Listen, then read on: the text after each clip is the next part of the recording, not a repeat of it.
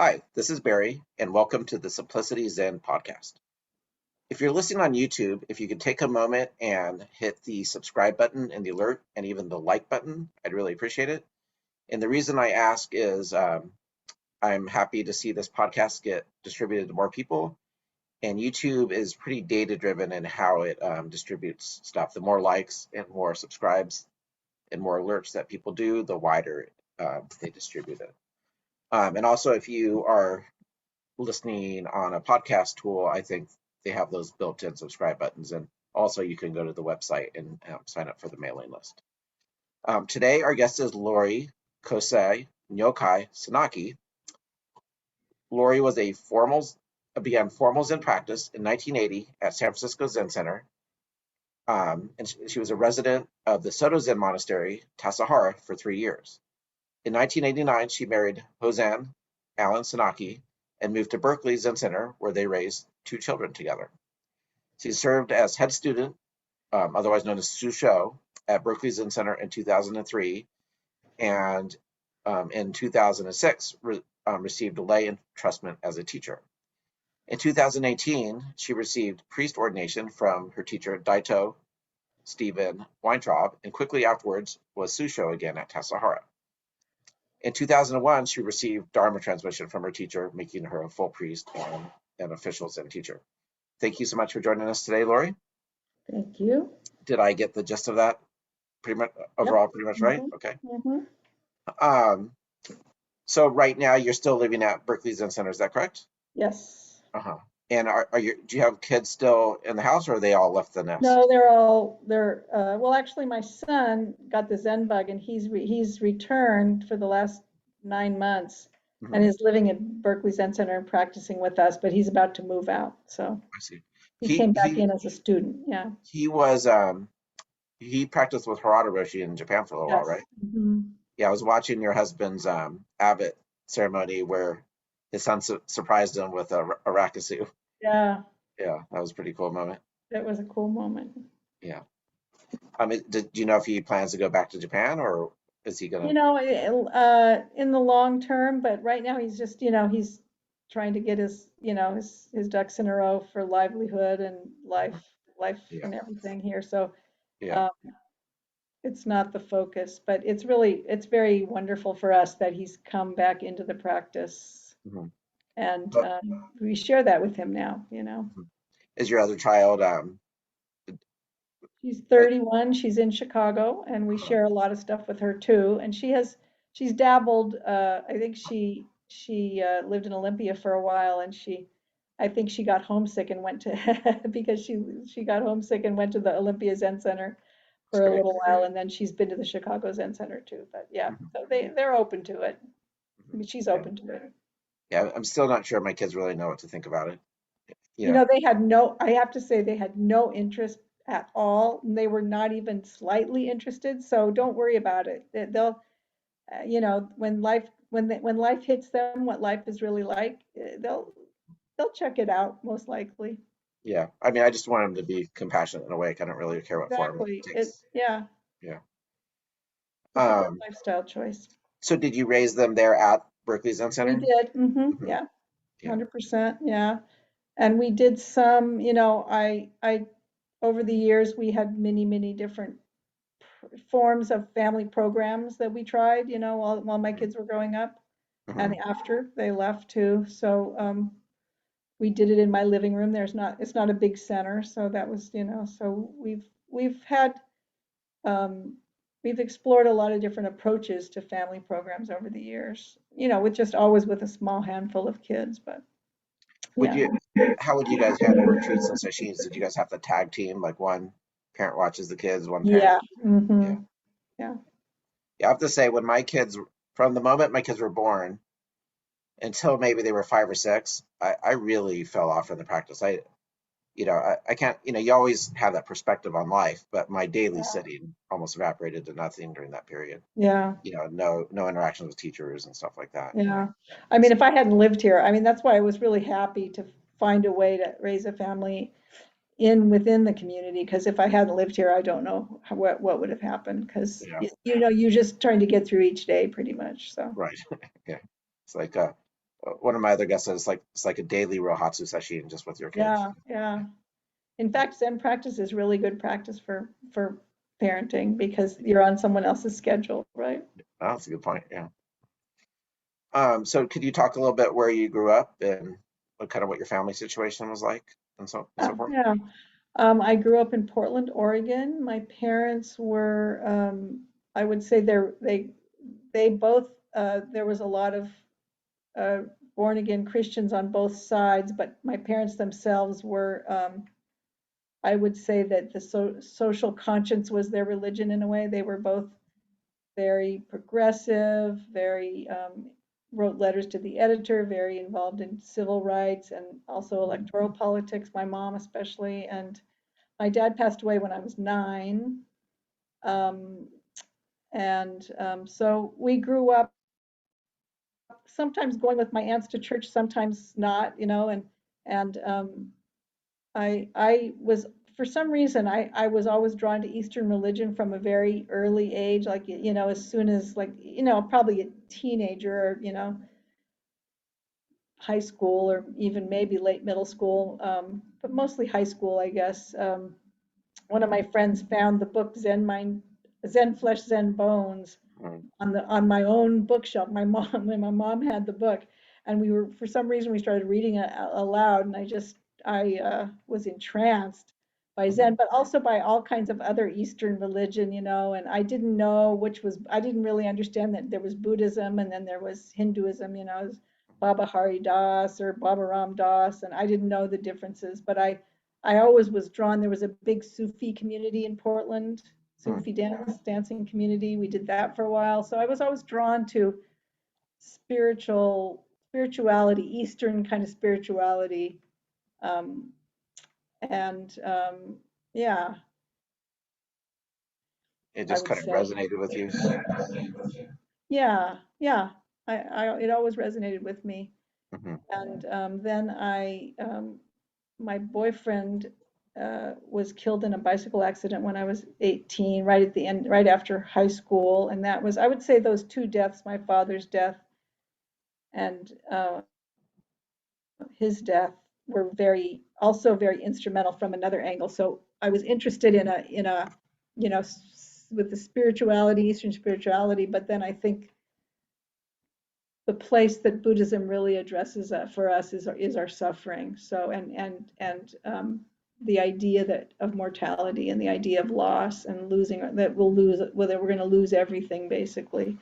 Hmm. So that kind of two pronged, I think I wanted to learn to meditate, and then a friend of mine said, "Oh, you should go to San Francisco Zen Center." So I came to Zen Center for a month in 1977 and was what they call a guest student there, and that was a very important, of course, that got really a good taste of what life at Zen Center would be like. And then I'd already made plans to do this restaurant apprenticeship in Boston. But then when that ended, I came back and decided to move to San Francisco Hmm. and began to practice full time in San Francisco for a couple, 3 years or so, and then I moved to Tassajara. Had So, you did you go from pretty much no zazen ever to being there for a month? Like, yes. you didn't have a preparatory sitting at home No. or anything? Yeah, I mean, I guess I did. I tried from the book. I right. tried from Zen Mind, Beginner's Mind to sit on my own, but I mean, 10 minutes probably max, I would Yeah. say likely, yeah. So what was your initial impressions of San Francisco Zen Center as far as the people went and the ceremonies and the zazen, just the whole, kind of like what was like, how did that hit you? It mixed, I would say. I, it's not very, again, Buddhism, it's kind of cool, and some of these other like Baba Ram Dass is warm, So I mean, I think at that point I didn't I wasn't sure. I wasn't sure. I mean I enjoyed myself and it was meaningful, I would say, for the month, and I felt like I did learn to meditate, but I didn't have a real, I would say I had a turning point, I would say, when I came back and moved back to San Francisco to really practice. So I guess it was strong enough. Again, the suffering side is pushing you, right? Along with the sort of, you're both being pushed by suffering and drawn by something nourishing, for me, like those are two slightly different things, I totally get that. Yeah. and I went to, and I really, I did not respond to the Heart Sutra, and it was so, it seemed very conceptual, even though it's about being non-conceptual. It seemed very wordy and conceptual and not warm, Um, and I went to Reb Anderson and I said, I just want to learn how to, I can't remember quite, like, I just want to learn how to treat people and things better and better. Like, what does this have to do? What does this have to do with it? Like, how does this pertain? Mm-hmm. Well, how does the Heart Sutra pertain to that? Mm-hmm. And he said, well, the only thing, I don't remember it very well, but what I remember was he said, well, it's when you have eyes. Eyes are what gets in the way of you being the kind of person you want to be. Mm-hmm. And something about that, I mean, I got his point and I realized, oh, this is exactly what I want to be doing. This Buddhist practice is exactly addressing. Whereas before it was sort of like, is this really it or not? So that was sort of a very clear moment. And pretty much after that, I was on board for it, and I was much more open to reading even like the early sutras of the Buddha. I mean, I just saw that everything was about the same thing, which was what I wanted to do, like somehow it just came together at that point. What So I was didn't really did have any or explorations after that. Mhm. Pardon me? Oh, sorry. Did um was Richard when you were there the first time and came back? Did Richard Baker kind of loom large in your experience there, or was he kind of more a remote person you would kind of see going down the hall, or A or little of both, a little of both. I never had a personal relationship with him. I think I might have had Doksan a couple times. I was at Tassajara for that very cataclysmic practice period, which oh, okay. when everything happened, Hmm. um, and at Zen Center. So a Zen Center for the fallout of that, or whatever you want to call it, Hmm. the turmoil that followed that. But I appreciated him. I appreciated his talks. But again, I didn't have a personal relationship with him, and I sort of got, oh, I think I remember telling Reb, well, it's lonely at the top. I mean, I got that he just, I didn't blame him as much as maybe I should have, could have, and maybe I did later. I just thought, oh, he just went astray because of Hmm. the lonely at the top, this kind of position. Yeah. And I don't think I know a lot more about the psychology of transference and the psychology of these things. And so Hmm. I understand him, of course, a lot better. Hmm. And, I do think that I did assume that if Suzuki Roshi picked him as the successor, he had to have wisdom, and it was disillusioning, of course, it was Right. disillusioning, but I mean, not in a bad way. I think disillusioning is good in a lot of Did, ways. Not that I think people should do, I don't mean I think that's a good thing that guys, male teachers do or anything, but um, you got to keep taking the refuge off of these externals and bring it into what is a real refuge. So whenever something like this happens, when the world falls apart or doesn't operate the way you think it should, or it's always an opportunity, mhm. to just take your stock out of that fund, Um, so yeah, he was around. I have a sense of, and I had friends on both sides, friends who were crushed by what he did, and friends who wanted to stay with him, friends who stuck it out with him, Mhm. both sides. Did and not to get too off on it far of a tangent, but I think in a lot of ways he was put in a tough position because he was pretty young when he was given transmission and stuck in that leadership position, Yeah. like, well before, because obviously, like you said, you need wisdom or prajna. You need to have, Yeah. maybe we could call it dharma, but you also need Yeah. to be an administrative leader, and Uh-huh. you need No, emotional and and he was, psychological yeah, mastery, which he was a maybe, dominating, power oriented, like he did not share, he did not yeah. collaborate, he didn't do some of the things that you do instinctively to keep yourself more sane, he was Mhm. very controlling, very into pushing away anybody that looked like they might, because I lived with Sojin for 30 years, or Sojin Roshi for 30 years, and I know from his side, he just felt like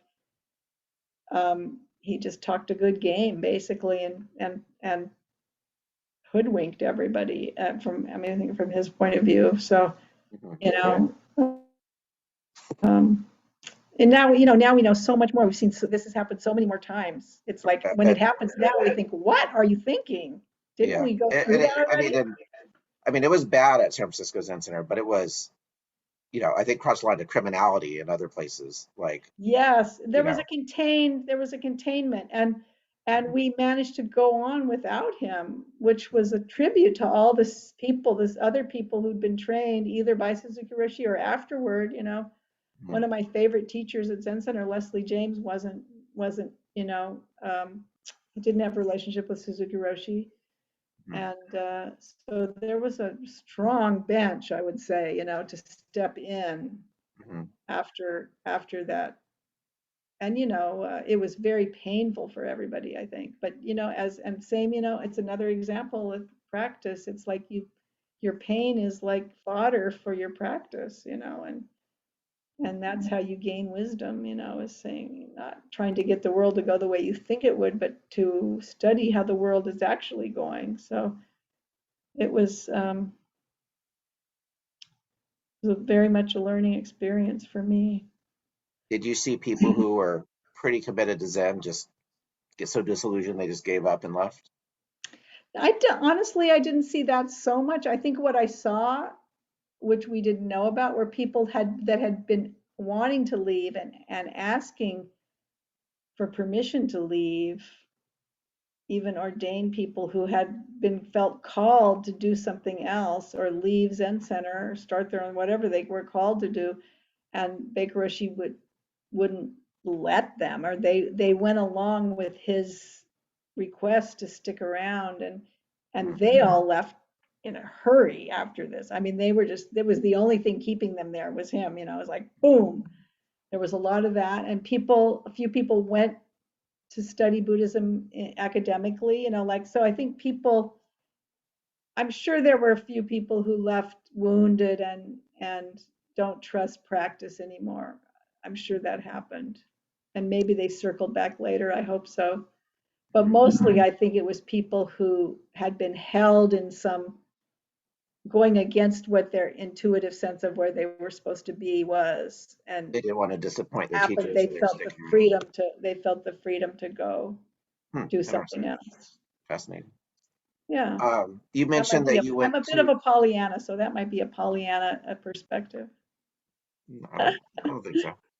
Um, so you mentioned you went to Reb to talk to him about the Heart Sutra. Was this prior to Baker leaving Yeah. and Reb getting Hmm. transmission? Yeah. So you Hmm. so you saw him as a mentor or a teacher. He was much more available. I saw him as my teacher. Yeah, he was much, much, much more available. If you lived at City Center, Uh-huh. yeah, much, much, And did you have regular practice discussion with him? absolutely, So yeah, he, yeah. he was conceived as a teacher even before Yeah, transmission. I mean, yeah, it was only him and Lou Richmond and Baker Roshi. And Hmm. then while I was there, even before I left for Tassajara, there became a sense that we should have some women. We should advance some of the senior women into a teacher position. Hmm. And they'd already been shusos. I mean, they had, Hmm. it was ridiculous. So then at that point, like Linda Ruth Cutts and Leslie James, at least, I think those were the main ones, began offering practice discussion, and I went to them too. But yeah, I felt Reb was my main teacher, I guess I would say. Hmm. Um, did you a couple of people have talked about during that area, they kind of felt there was like a strong sense of patriarchy at Yeah, Zen Center. Did you yeah, get a sense of that or yeah, rebel against that at all? yeah. I mean, it was unfortunate. I mean, I think we were aware. Um, Let me think back. I mean, when you put it that way, I think like, God, what a wimp I was. I mean, I was an ardent feminist before I went to Zen Center, Mhm. but I never felt that my own progress was limited by my gender, I have to say, which may be also kind of a little Pollyanna. But I mean, I understood that we came from Japan, which is extremely patriarchal, and the practice there is very patriarchal, and what came. So I kind of understood the historical context, and I was just my era is on the cusp of feminism, right? So it was sort of Right. the same in high school. In high school, there was still the idea that the boys were smarter a little bit, but we knew Mhm. that like I just knew that that's going by the wayside right now. That's going out. That wave is going out. And Mhm. I think I felt that way at Zen Center. Yeah, it's patriarchal, but that wave is going out. Mhm.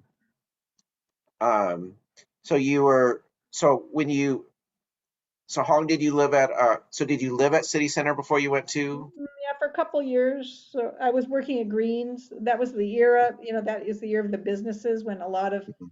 people were practicing and also working for Zen Center. Mhm. Did you feel exploited? I know some people have reported feeling have Yeah, exploited having I worked at Greens. didn't Did you get a feel sense of it that? so much. I didn't feel it so much. Again, that maybe the Pollyanna. I, we were working for something we believed in. I felt, and we were. I didn't. We were trying to create some kind of community of support for each other and for Zen Center, and um, I had happened to have done this restaurant cooking, so I enjoy. I had skills, so I was using my skills. Were you back of the house? Were you in Yeah, the kitchen?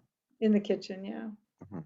Did you have Ed Brown? Was he involved at Yeah. that point? Yeah. He Was was. He was the. I think he was managing the front by the time I got mhm, there. mhm. Did you have a Yeah, good I knew relationship with Ed him? Was he? Did you see him as a teacher at that point, or more as a a little colleague? Or, bit. Yeah. Uh-huh. mhm, I mean, anybody who gave a talk, a few people gave talks. mhm, Besides, rarely. I mean, it was almost all Baker Roshi, Reb, and Lou, honestly. But I think there were a few other. It was starting to creep in. And then after Baker Roshi left, there was a big blooming and blossoming of other teachers and mhm, shusos and lay shusos and all sorts of things that mhm. again there was like these things being held back by him in a way that just flowed. That's my perspective from this 2020 hindsight. It was a lot more it was excruciating for a lot of people. I know that. Yeah. um, What was there recriminations between people like who blamed him, people for supporting him, and people who blamed the a others for little forcing bit him out? Was there some bad vibes in that a period? little bit. I mean, we had a lot of community meetings. Hmm. And it wasn't so blaming. It was people saying their perspective. And I think there was, there were different strata of seniority. And I think those people all had kind of different people, like you pointed out that for my seniority level, he wasn't very available. So we hadn't really bonded with him. So we didn't have that total disillusionment and heart connection loss. Hmm. So we were more sociological about it in a way. Right. That makes sense. So after he left, Reb became abbot pretty quickly, if I'm remembering correctly, the timeline. There was for a couple, I don't know, it wasn't, he was acting abbot, but then we quickly went to, To Katagiri. there was a period when Katagiri, and like a year where he was abbot. Hmm. I can't remember. I think first it was Katagiri. First there was nobody and there was acting, Reb was sort of acting abbot, and then I think Katagiri for a year, and then Reb, and then pretty soon after that it became co-abbots, and Mel became Hmm. the second abbot. Sojin Roshi became the second abbot. that all happened pretty quickly, at least from this perspective. Was Reb was he your formal teacher He after? was. He Yeah. was, although since I didn't ordain, there wasn't a context for super formality. But yeah, I mean, I became the abbot's assistant for a while. Did you Um, do?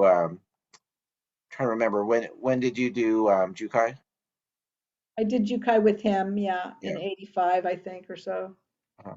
And how Yeah. was so once you were kind of ensconced in Tassajara, can you talk a little bit about what that practice was like? Maybe paint a picture for people who haven't done that kind of training. Oh yeah, it's well, it's very intense. And like I was saying about parenting, you're on this schedule, and the schedule is kind of like how you turn yourself over, like it's sort of letting go of your own inclinations and following the schedule. That's the context. Mhm. Um, and a lot of zazen, and uh, we had, most meals were in the zendo in this formal way. So it was a lot of formality, and and the performing of that. So like you'd be server, or you'd be, various things. Had a Mhm. lot of role. It involves a lot of, there's a lot of roles to make a monastic practice happen. So you're taking all these roles, you're ringing the bells for, certain kinds of bells, and certain roles in the ceremony, and you're just sort of, everybody's working on doing this thing together and making this thing happen. It's really nice. I mean, um, it was my first practice period. That first one before Baker Roshi left was a much stricter schedule, and and that was one of the ways it changed, is they softened the schedule just a bit, and so it wasn't as hard. And I'd been there for that really hard one, so I kind of had that to compare it to. Um, it became more humane, I think, a bit more humane. I think, you know, um, as we've learned, I mean, there's so much we've learned so much now that we didn't know then. Like, so people who have some trauma, like, it's too much pressure. It's too much pressure to live that way, Mhm. because it's coming up and you don't know how to, and no one's helping you process it, and they don't know how to help you process it, and all of that. So, for me, it worked fine. Mhm. I don't think I ever wanted to be that person that, lived there for years. So you, I think I really thought, well, I'll practice for 7 or 8 years and sort of get this under my belt, and then I'll go back to school and have a career or something. It just never happened. I met Alan, and then we raised kids, Mhm. so I wasn't completely a lifer at that point, in a way, I think. I turned Interesting. out to be, but that was not the way my mindset was at that point. So how did you and Alan meet? Were you residents together at Tassajara? I was the abbot's assistant, and he was living there, and I came down for a couple weeks or something, and we met, Mhm. and he noticed me more than I noticed him. I had a crush on somebody else at that moment, or something else. My eyes were on another thing, and so but then, he asked me out, and when we were both back in San Francisco, he asked me out, and we started going out and liked each other right away. So it happened pretty quickly at that point. Yeah. So it's only new students where it's kind of requested you don't date, right? So I mean, it's Yeah, yeah. yeah. I mean, it was a little. We were off script a little, but we were both. Yeah, he was not a new student in Berkeley, and I was not a new student in San Francisco. Mhm. Um, so I don't think. Yeah, I don't think we were really violating the 12-month rule or the 6-month rule at all. I mean, the point of that is just that you don't get distracted from rooting your practice. So I think we Right. both had a rooted practice. He wanted to ordain. He was planning to ordain. Oh, he wasn't ordained yet. He wasn't ordained yet. Yeah. So And then so you guys started dating, and but you were living in City Center and he was he living was in in Berkeley Zen Berkeley. Center. Yeah. And then you guys got married pretty quickly, I guess. Pretty quickly. Yeah. So Yeah. we met in '88, and we got married in the fall. We met in the spring of '88, got married in the fall of '89. Wow. Yeah. And Yeah. who officiated your ceremony? Reb. Reb did. We did it at City Center. It was an incredible spectacle. I mean, it was it was really really a spectacle, but it was fine. Hmm. And then you guys started having kids right away, right? We did, yeah. I mean, I was like, whatever, 36 or whatever. Um, and yeah, we did. We started. So my daughter was born. So we married in fall of '89, and my daughter was born in the fall of '90. Hmm. Yeah. Was there any question of moving out, or do you guys always consider staying there? There wasn't, and I have to say, honestly, I'm embarrassed to say that we never presented it and we never asked permission to raise children there. And, You just stay.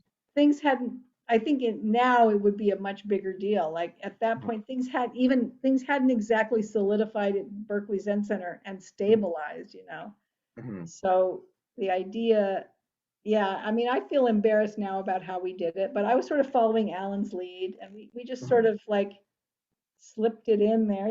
I just moved in and got pregnant, and no one said boo. I'm sure if there was disapproval, Mel would have spoke up, though. I suppose, yeah, Yeah. I suppose. I don't know. I mean, there was definitely some people who thought that we shouldn't have noisy children running around the Hmm. center. Hmm. But then I think there were even more people who thought it was very cool and made it more real somehow. Um, when did Alan get ordained? He ordained in '89, also So before before you're before we married. got married. Yeah. Yeah. What was there a sense that Alan was Mel's right hand man and was kind of, Uh-huh. it was clear that he was part of the machinery, so to speak, I guess.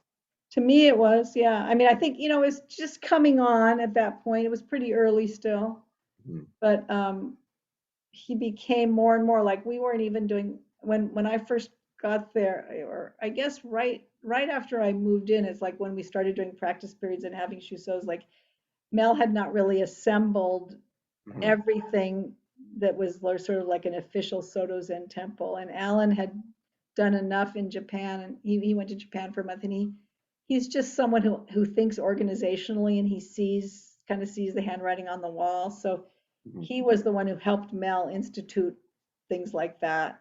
That really makes you a Zen temple when you have practice periods and a Right. shuso. I think Mhm. that's a Did big was, watershed. were you and Alan pretty heavily into the Buddhist Peace Fellowship right away? Was that more your thing or Yeah, more he his was. thing? I mean, yeah, he was. He got that job. He got the job partly because he needed a job, honestly. But it turned out to be an amazing job for him. Mhm. I mean, at first I was even resistant because I said, this is going to be like, we've already got our Zen practice. Now we have a family. Now we're adding this whole nother heart project, like how can we even do that? And it was really hard. I have to say, it was a very, you know, to me, very sort of, what do you call it? Gender division of labor thing we had going. So you Um, you were probably effectively a single parent for long periods of time, I yeah, imagine. well, not quite, not quite. I mean, my kids don't have any feeling like of him being absent, but I did. Yeah. So there's a line there. Mhm. Yeah. It was Um, hard raising, as you know. How old are your kids? they're now 10 and 12. Yeah, it's Yeah. really, it's really a marathon. I mean, it is Yeah. really intense. Yeah. It's become easier for me recently. Oh, that's good. Also, of course, very rewarding. I mean, I loved it. It was what I always wanted to do. I was so totally happy, but it was also, whoa, this is a lot harder than I thought it was going to be. Yeah. Yeah. It's intense, especially those toddler years. That's when I Uh-huh. was barely hanging on, just physically, Yeah. Yeah. They Yeah. need you. They need so much. Yeah. And put, one of them wasn't a good sleeper, so I wasn't a good sleeper. Yeah. Um, so how quickly did you switch to Mel being, or did Mel eventually give you um entrustment? Was it Mel? It was Mel. Yeah. Yeah. So at It some took point me a he became your teacher. while. Yeah. I was so, I think Alex, my son, was 10 or something Hmm. when I was Shuso. So, he's my second. So he's 3 years. So 13 years Hmm. of parenting before I really re-entered leadership. I mean, obviously I was doing work at BZC before that, but to go into a real leadership role, about 12 or 13 years. And how was your shuso experience? Great, fantastic. How was yours?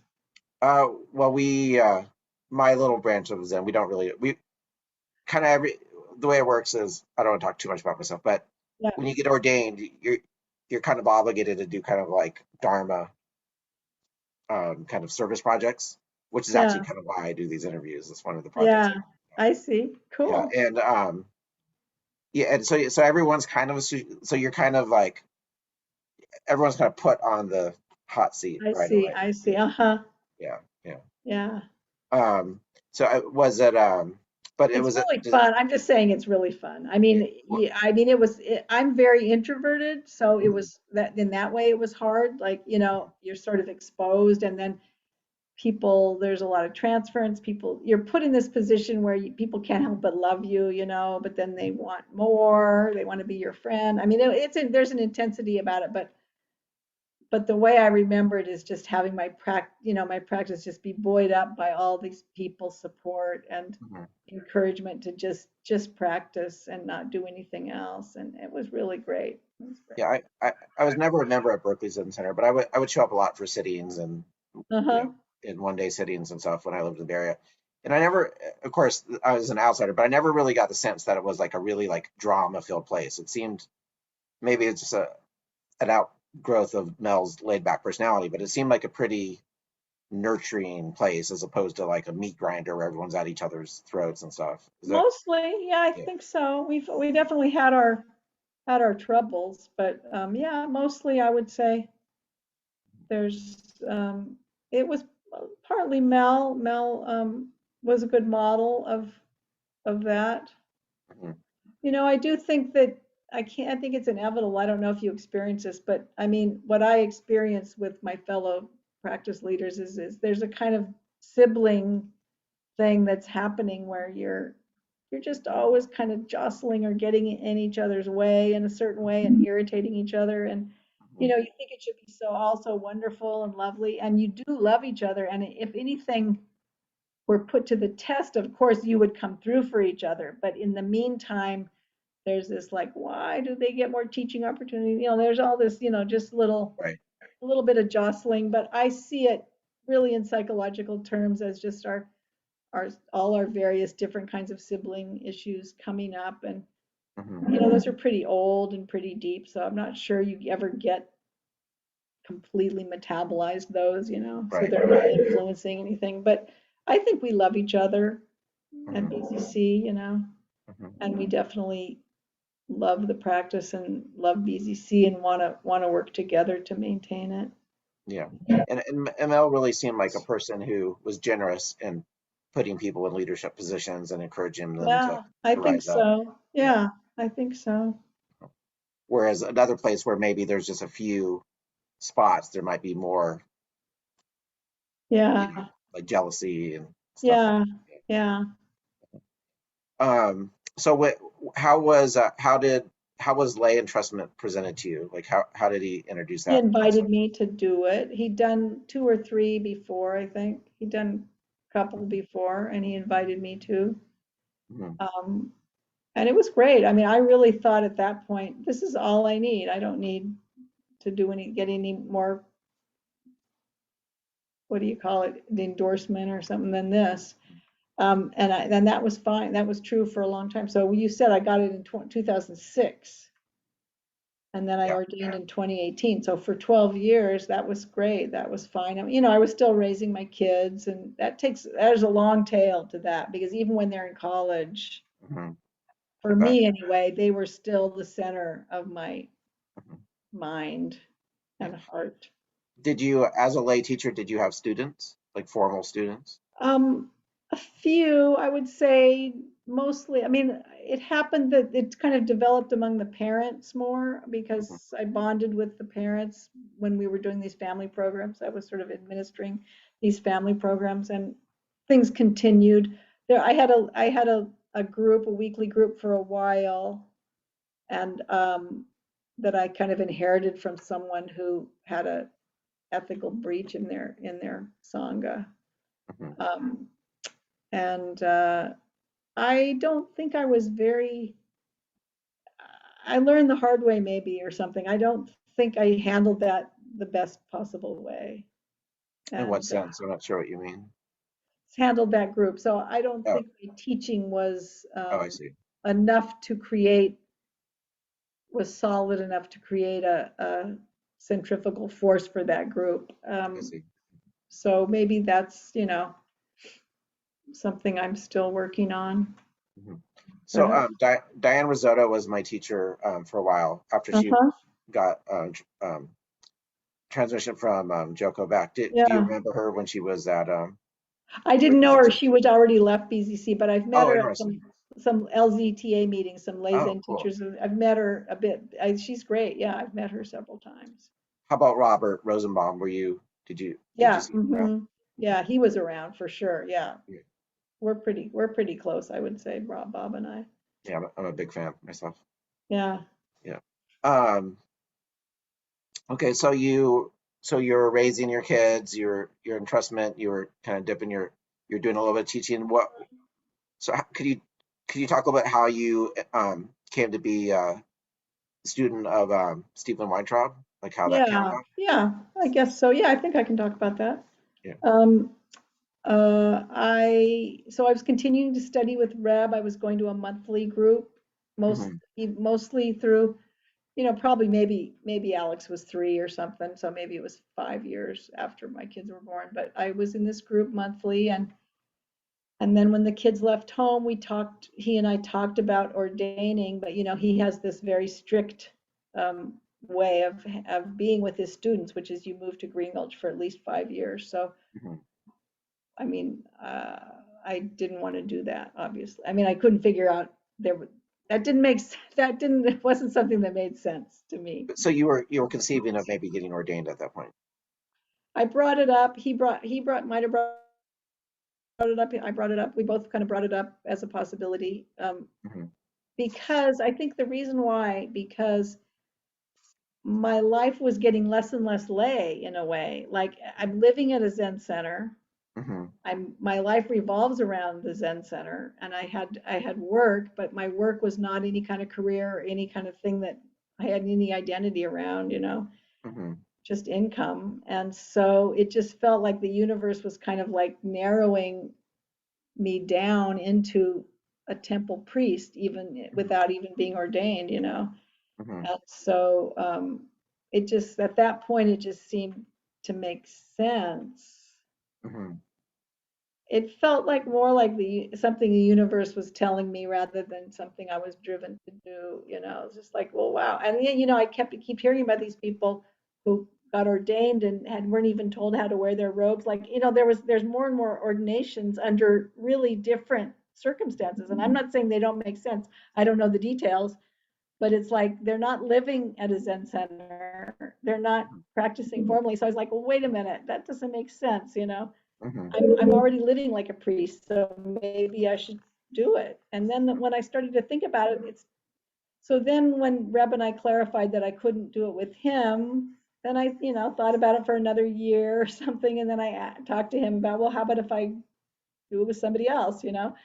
And he was fine with that. So then I thought about Steve. Steve and I had been close at Tassajara when I was back, and we stayed connected over the years Hmm. somehow. We liked each other. I mean, I felt him as a teacher. I felt him towards him as a teacher. And then we talked about it for a couple of years. So it took, it was a long process Hmm. figure out whether it made sense for him to do that. And then I was trying to figure out what made sense. And then, so after a couple of years, he said, yeah, I think it's a good idea. Let's do it. And then it took a couple of years to build, sew the robes and everything. So it was a long process.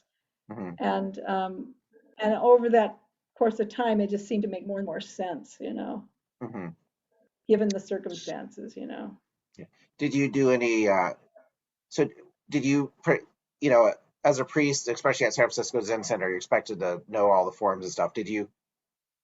Was that already just completely in your DNA, or did you kind of have to up your training as far as like memorizing sutras and knowing how to be doshi and all that kind of stuff. I mean, Mostly the doshi. I think that, yeah, that was some stuff I had to learn anew. I mean, more. I'd learn additionally to mhm, be doshi and give talks, mhm.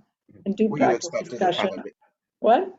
I'm sorry. Oh, Were you? actually, you're right. I did those things after lay and trust. I did those. I was giving talks already, so it wasn't that. Yeah, it was mostly being doshi. Mhm. Yeah. Did you were you expected to kind of increase your knowledge of like Buddhism 101, and because it sounds like you had already been reading sutras and stuff. Not externally. I don't Yeah. think. I mean, there maybe should have been, but not externally. Not. Yeah. I mean, there wasn't an expectation externally. Mhm.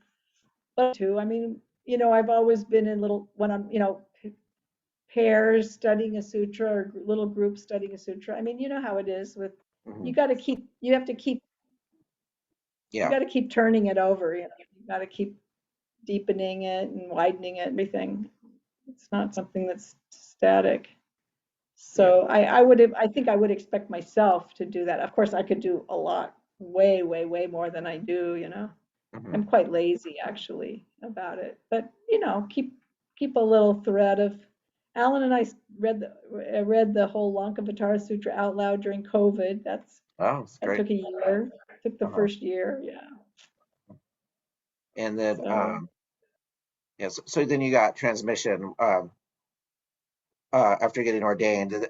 Did being ordained or getting transmission, did that seem to change the flavor of your practice at all, or is it just kind of one continuous flow from your yeah, perspective? I think it's different. I mean, it's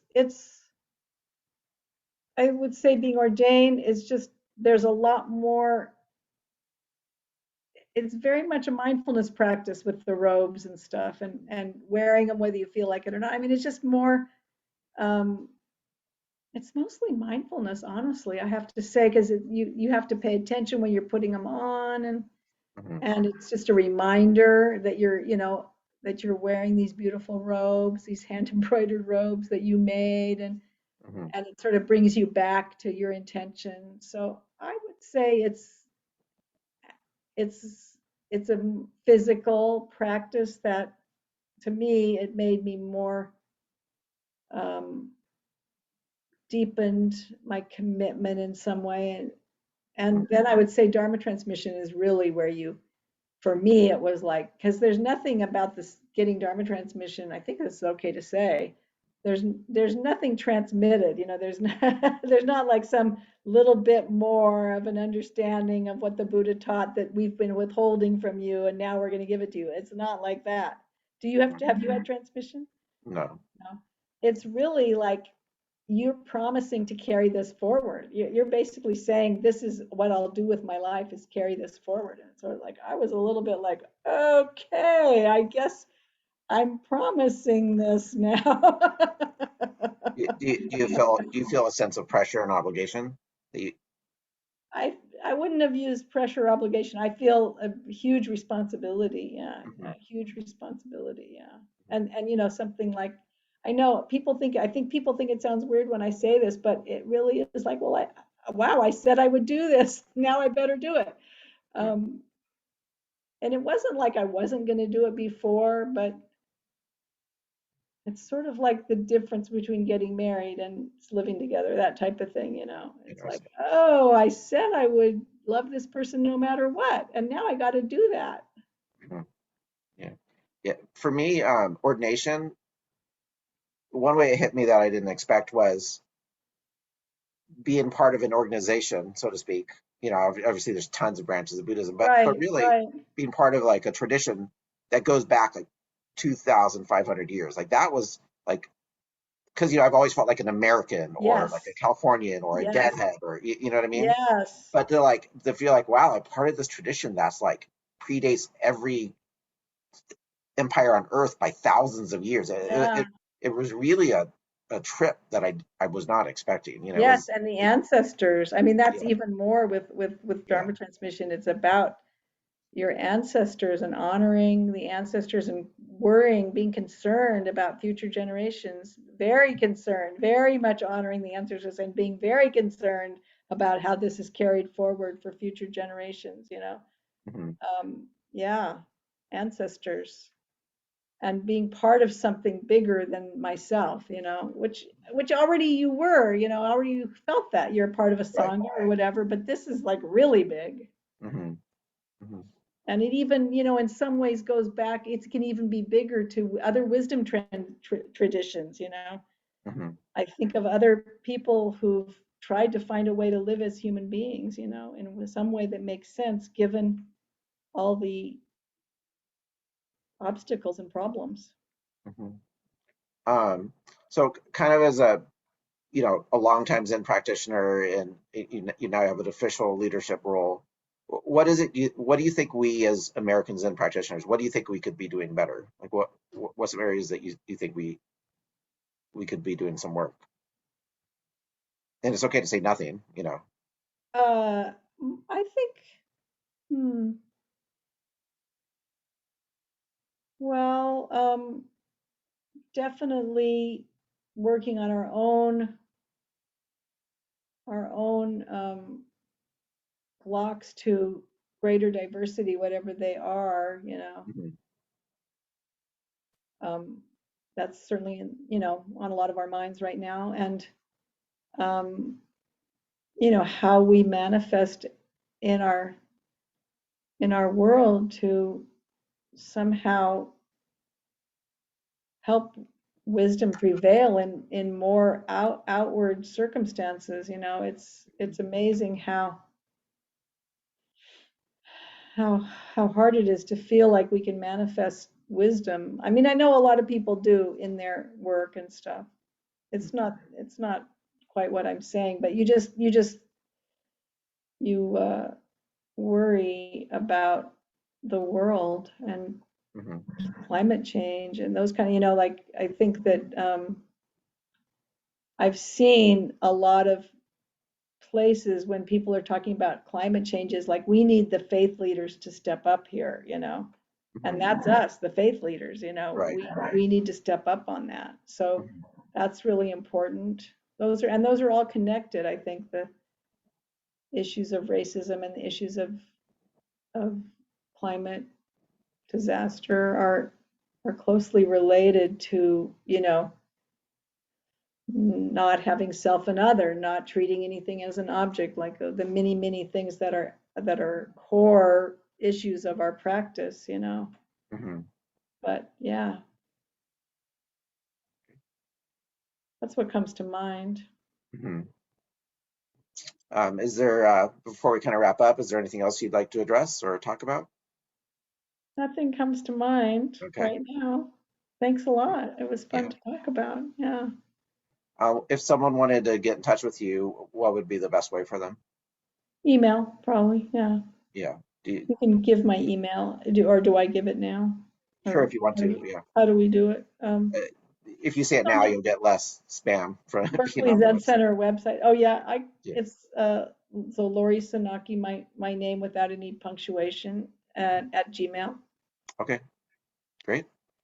Well, thank you so much. I really appreciate the time. Thank you so much. Okay, have a wonderful day. Looks like you have a lot of cool people on there, so thanks a lot for doing this project. Yeah, my pleasure. Yeah, thank you. Okay, take care. Okay, bye-bye. Bye-bye.